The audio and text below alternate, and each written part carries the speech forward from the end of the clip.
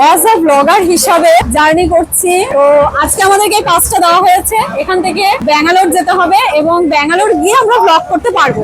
আমার হাতে আছে পাস, তোমরা দেখতে পাচ্ছ আমার নাম লেখা আছে। আমি ফ্রিতে ব্যাঙ্গালোর যাচ্ছি, ব্যাঙ্গালোর জার্নি করছি। তো আজকে দারুণ একটা অভিজ্ঞতা, বালুরঘাট থেকে সোজা ব্যাঙ্গালোর যাচ্ছি ফ্রিতে। তো পাস পেয়ে গিয়েছি। ব্যাপারটা হলো যাচ্ছি তো ঠিক আছে, ট্রেনেও বসে পড়েছি, কিন্তু কতদূর যেতে পারবো জানি না। চেষ্টা করছি, কতদূর যেতে পারছি সেটাও তোমাদের সাথে শেয়ার করবো। কিন্তু বাড়ি থেকে বেরিয়েছি ব্যাঙ্গালোর যাব এই উদ্দেশ্যে। এখন দেখা যাক কতদূর যেতে পারি।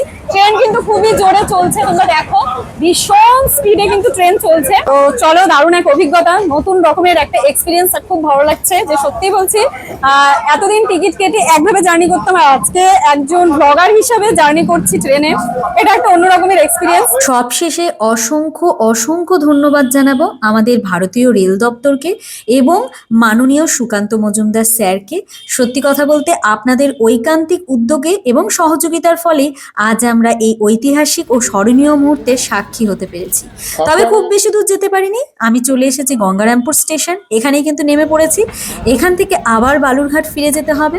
দারুণ কিছু মুহূর্ত ঝুলিতে সংগ্রহ করে ফিরে যাচ্ছি। অ্যাজ আ ভ্লগার কথাটা বলতে যতটা ভালো লাগে, পেছনে থাকে অনেকটা পরিশ্রম, তার খানিকটা অংশ শেয়ার করলাম। খুব তাড়াতাড়ি তোমাদের সঙ্গে দেখা হচ্ছে নতুন ভ্লগে।